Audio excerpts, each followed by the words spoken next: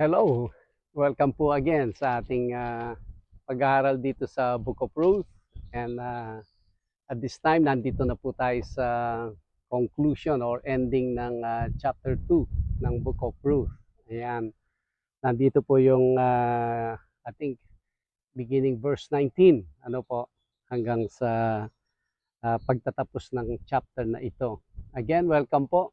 At kung ngayon lang po kayo nakasilip o nakapanood ng video natin, we've been doing a series of study dito sa Book of Ruth at sinimulan po natin siya sa chapter 1, verse 1 at tinignan natin siya ng verse by verse, line by line hanggang nakarating na po tayo dito sa halos matapos na or pagtatapos ng chapter 2.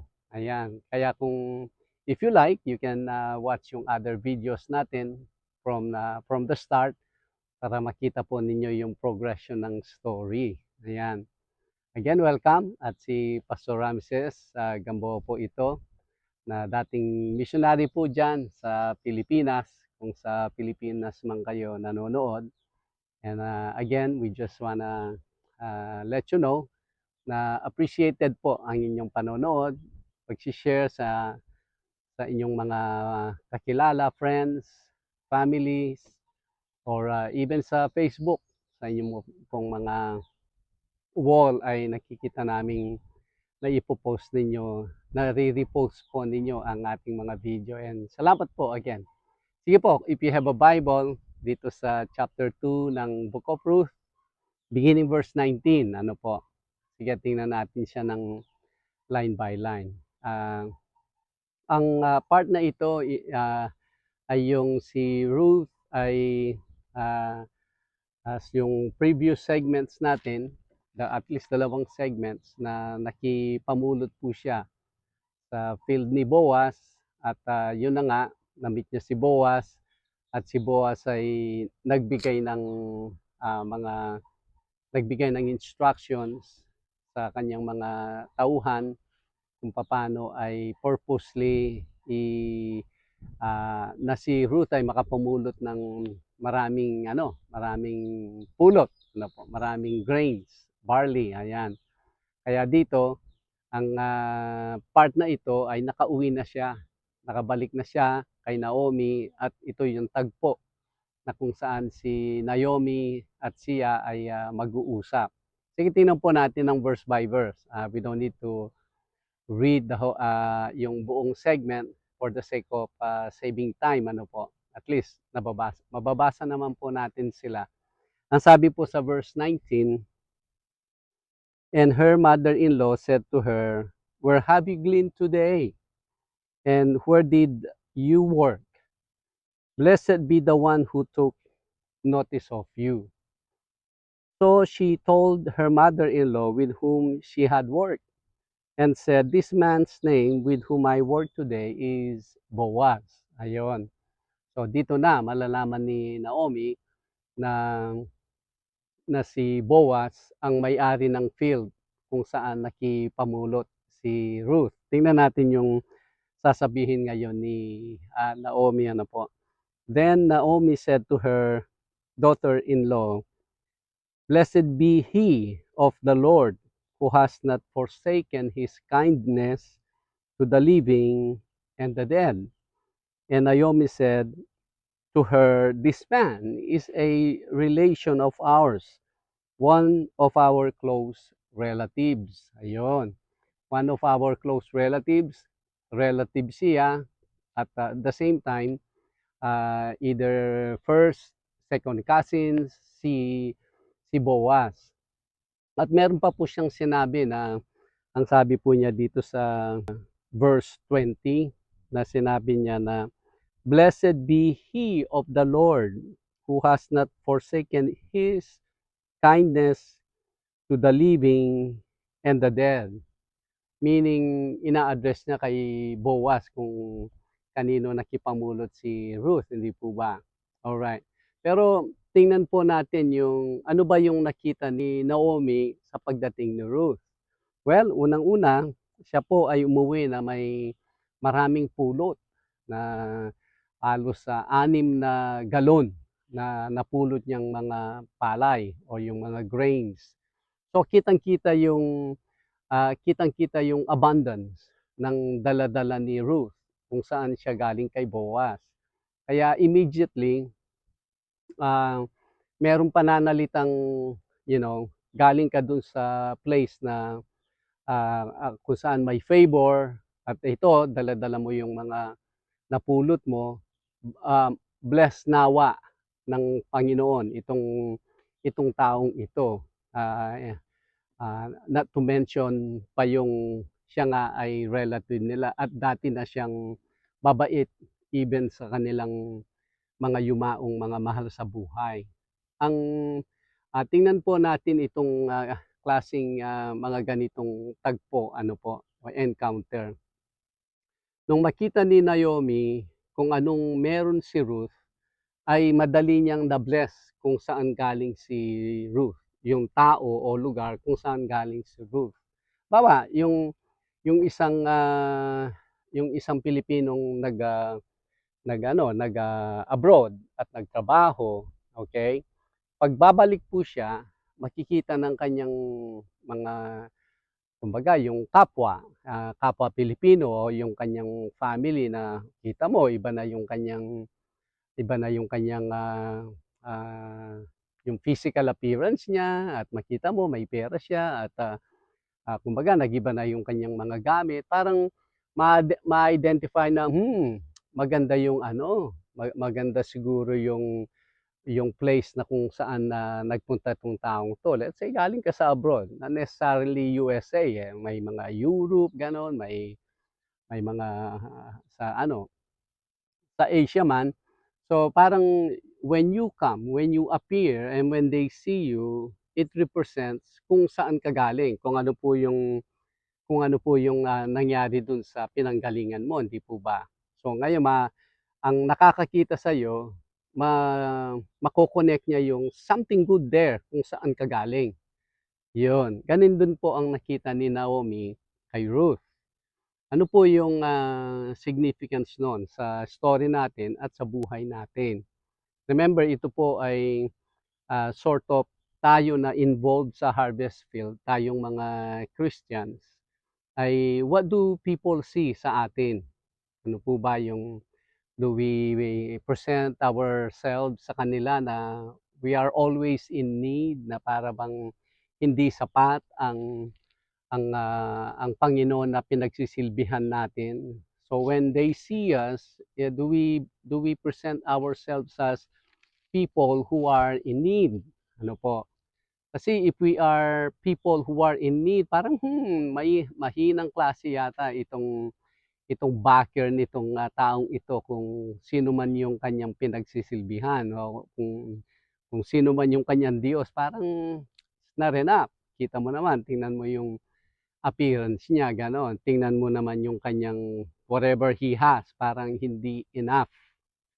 Ito po, testimony ko lang na may mga churches sa Pilipinas na pag dumating yung mga foreigners, pag dumating yung, let's say, mga missionary sa Amerika, parang ah, they will not help yung mga missionaries to tell them ano talaga yung more effective, kung anong pwede nilang gawin sa mga Filipino churches para maging effective sila. Instead, kung pakita nila na they are a church who are in need of many things. Kailangan nila ng gitara, kailangan nila ng amplifier, o kaya kailangan mapalitan yung bubong. Parang yun ang yun ang i-present nila sa mga visiting missionaries, to the point hindi na nila kumbaga mai-present sa mga visiting missionaries kung ano ang Pilipinas, ano ang typical na approach ng mga Pilipino, para ma-educate sila, para sila din ay malaman nila ang kanilang magandang gawin para maging effective missionary po sila. So instead ay pag sinabi na, lalo na dito sa yung mga galing sa Amerika na gusto ko ganitong gawin natin, gusto ko ganyan, o ito yung dollar, ganito. Oh, yes, yes, yes, puro yes, nagiging yes man ang mga binibisita po nila to the point, ayaw na nilang mag-suggest, baka maging contrary sa kung ano yung iniisip ng mga missionaries. Kaya parang they present themselves na parating may need. E papaano iba ba yung Diyos dito sa Amerika at Diyos sa Pilipinas? Kaya parang to the point, mayroong mga kaisipan na parang the Christians dito sa Amerika are better than the Christians sa Pilipinas. How can that be? Hindi po dapat gano'n, di po ba? Kasi isa lang po ang Diyos natin eh. Ang Diyos natin sa Pilipinas is the same Diyos dito.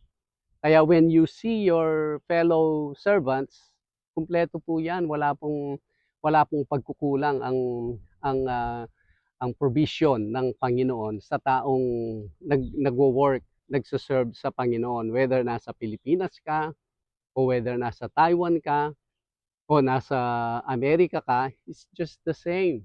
Kaya 'pag makita nila how we present ourselves ay mapupurihan nila yung, "Wow, ganito yung nakikita ko na you are well taken care of." Kung sino man yung pinagsisilbihan mo, kung saan ka man galing, you are well taken care of. Yun po sana yung makita ng mga tao sa atin at wala po silang masabi na, "Kaya nga ayokong maging Christian, eh, kaya nga ayokong maging pastor kasi ay parang yung need ay hindi nami-meet, parang yung sweldo ay hindi enough." Parang gano'n ang kaisipan ngayon dahil sa pinapakitang mga impression na parang kulang yung pino-provide ng Panginoon at kailangan tulungan. Kumbaga, kailangan yung tulong ng sabihin na nating may nagvi-visit na missionary, parang, "Kailangan kong tulong mo kapatid dahil, hirap na hirap kami dito."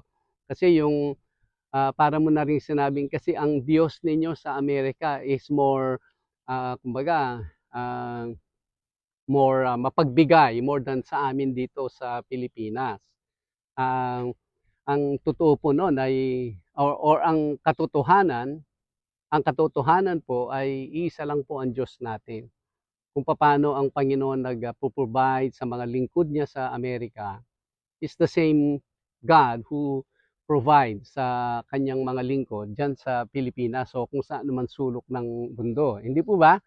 I think, many of you will agree po doon. Sabi nga ni Paul, sa mga ibang, sa ibang sinabi niya, I will flash po dito na hindi po pinaglilimos ang gospel. Hindi po pinaglilimos ang pangalan ng ating Panginoon. Meaning 'pag siyempre 'pag maglimos ka, you appear in need. Mas maganda po we appear to anyone na I am well taken care of by this God whom I serve. 'Yun.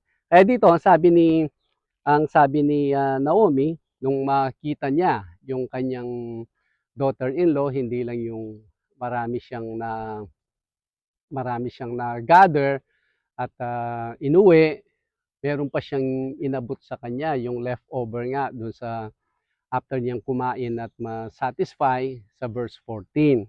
Kaya ganun na lang yung blessings na word of blessings sinabi ni Naomi patungkol kay Boaz. Ayan. And then let me continue po. At least i-pick up natin again dito sa verse 20. Then Naomi said to her daughter-in-law, "Blessed be he of the Lord, who has not forsaken his kindness to the living and the dead." And Naomi said to her, "This man is our relation of ours, one of our close relatives." Ano po yung significance nun? Nung sinimulan po natin ang chapter 2, I believe na introduce yung si Elimelech ay isang mayaman na tao. At hindi lang yon, kamag-anak ni Elimelech. So ano ba ang situation? From Bethlehem, nagpunta po itong family sa Moab and then namatay si Elimelech, namatay din yung dalawa niyang anak na lalaki.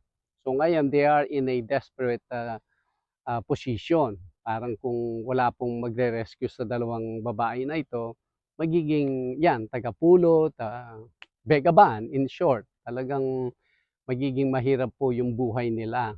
Ngayon, yung need of a savior, need of a redeemer to rescue them from that position ay nandito ngayon na nandito sa picture natin si Boaz na isang mayaman na tao, hindi lang yung mayaman, siya ay close relative. Meaning he is qualified to redeem kung ano yung binenta nilang property bago sila lumabas at paano at maging asawa ng isa sa kanila. Well, si Naomi, wala na siya sa marrying age, si Ruth ngayon. So qualified po si Boaz to do yung dalawang bagay na yon. By the way, sa Israel po at this time, pag nagbenta po sila ng property nila, basta outside the walled city, wala pong permanency yan. Pagdating ng Jubilee ay you have to return yung property, yung original owner dun sa property yon. Kahit hindi po tinubos, ganon. So meaning, after ng Jubilee, binenta mo yung lupa mo sa field. Pag binenta mo yan, ay yung pinagbentahan mo, magiging property niya yon for 49 years. 49 years lang. Pag 50th year, babalik na niya sa'yo. Kaya nga ang Jubilee is to release. Yun po ang mga kanilang kultura at this time. So si Elimelech, meron siyang property na ibinenta bago sila umalis.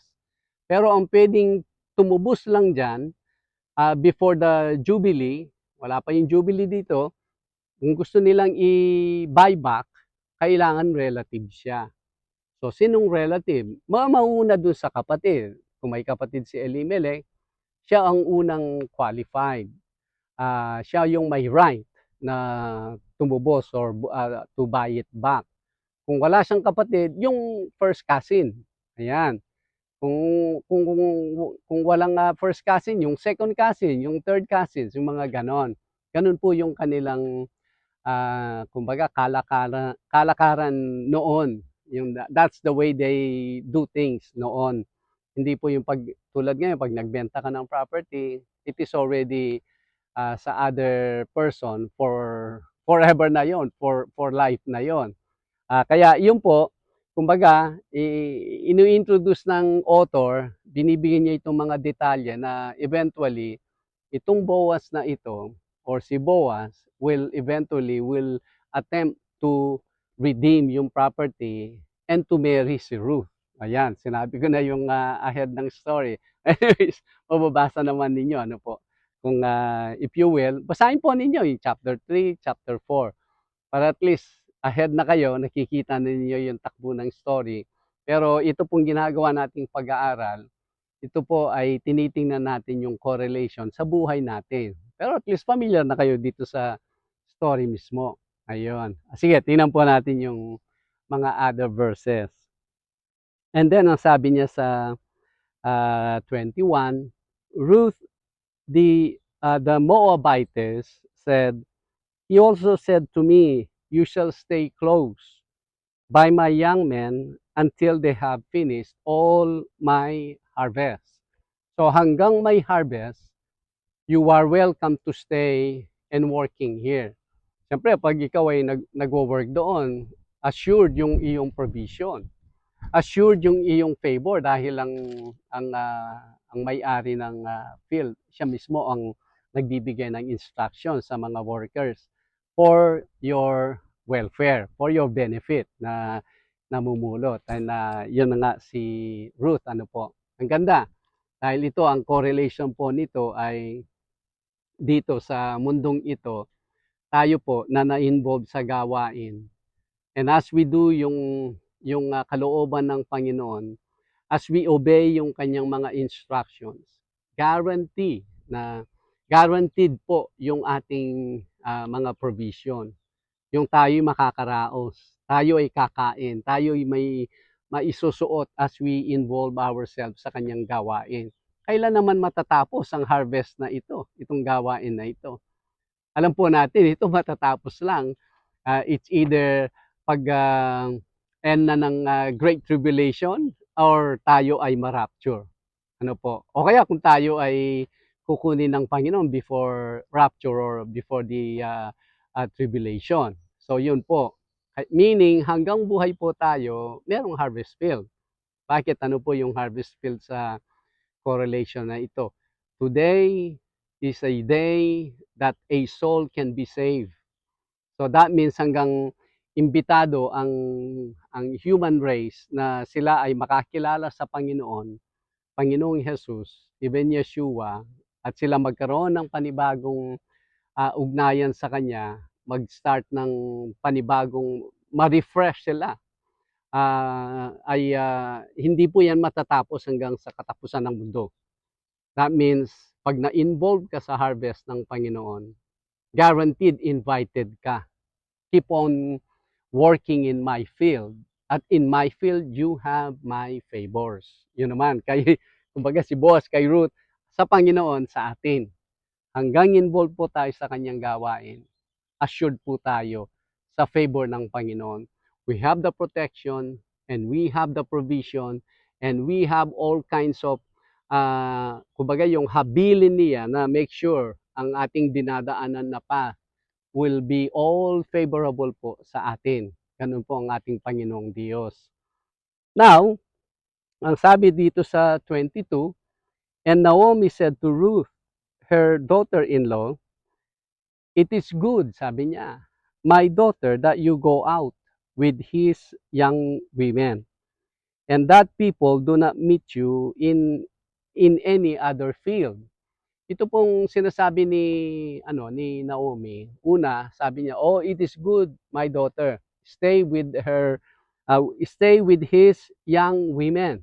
Manatili ka, doon ka lang sa mga kanyang mga servant girls."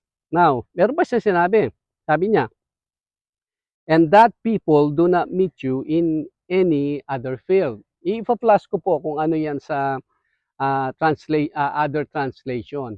Ang ibig sabihin po noon ay kung ikaw ay magtrabaho sa field ng other people, baka ma-harm ka. Baka people will try to take advantage of you.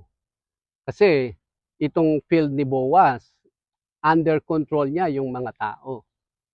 Di po ba? So yung instructions niya ay tatalima itong mga tao niya. Pero doon sa another field, we do not know what can possibly happen sa iyo. Ano po yun sa correlation sa buhay natin?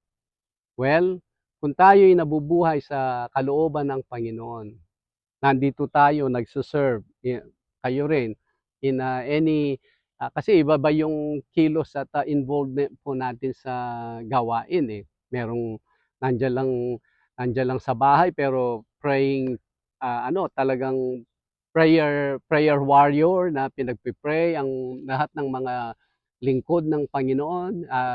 Iba-iba po yung involvement natin. Merong yung sa church, yan, nasa harap tayo, nakikita tayo ng mga tao na to the point, at times nga, parang ini-elevate nila tayo, ina-adore nila tayo. Medyo ano po yon, parang at times nakukuha na natin yung reward natin doon. Pero maraming kumikilos, yung naglilinis sa church o yung making sure maayos yung upuan yan po ay mga ano yan, mga under rower. Yung mga kumikilos na walang ay salamat Brad, maayos 'tong ayos nitong mga upuan. 'Di po ba mga tao hindi naman sila lumalapit sa atin ng gano'n. Pero usually yung nasa harapan ay nabibigyan sila ng salamat, "Ay salamat, ang ganda ng worship, ang ganda ng preaching." Parang gano'n.